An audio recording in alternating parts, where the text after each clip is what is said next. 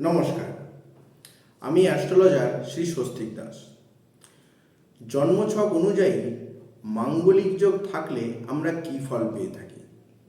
তাহলে মাঙ্গলিক যোগ থাকার ফলগুলো জানার আগে আমাদেরকে আগে জানতে হবে যে মাঙ্গলিক যোগ কি কারণের জন্য হচ্ছে এবং কোন গ্রহের জন্য হয়।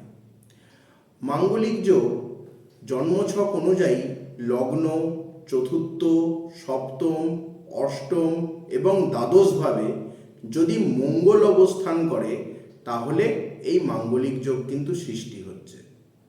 তাহলে ভেবে দেখুন, মাঙ্গলিক যোগ কার দ্বারা হচ্ছে? না, মঙ্গল গ্রহের দ্বারা হচ্ছে। তাহলে এই মঙ্গল গ্রহের যে প্রভাব, তাহলে কি প্রভাব সেই জাতক বা জাতিকা পেয়ে থাকে?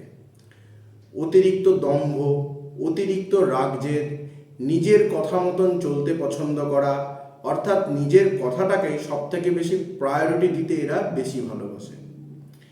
বৈবাহিক জীবনের ক্ষেত্রে এই মাঙ্গলিক যোগই হলো ডিভোর্স, সেপারেশনের কারক বা ছাড়াছাড়ির কারক গ্রহ।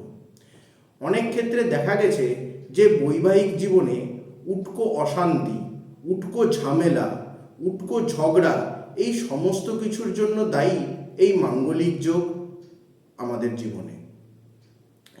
এই মাঙ্গলিক যোগের প্রভাবেই কিন্তু আমাদের বৈবাহিক জীবনটা বিতৃষ্ণা বা অতিষ্ঠই কিন্তু ভরে থাকে। প্রত্যেকের উচিত বিবাহিত জীবনে যাওয়ার আগে বা বিয়ে করার আগে অবশ্যই নিজের জন্মছকে দেখে নেওয়া যে মাঙ্গলিক যোগ উপস্থিত নাই তো। যদি কোনোভাবে মাঙ্গলিক যোগ উপস্থিত থাকে তাহলে কিন্তু এই সমস্যার সম্মুখীনগুলো তাকে হতে হবে। অবশ্যই বিয়ের আগে কোনো ভালো অ্যাস্ট্রোলজারকে দেখিয়ে পরামর্শ করে নেওয়া দরকার। নমস্কার।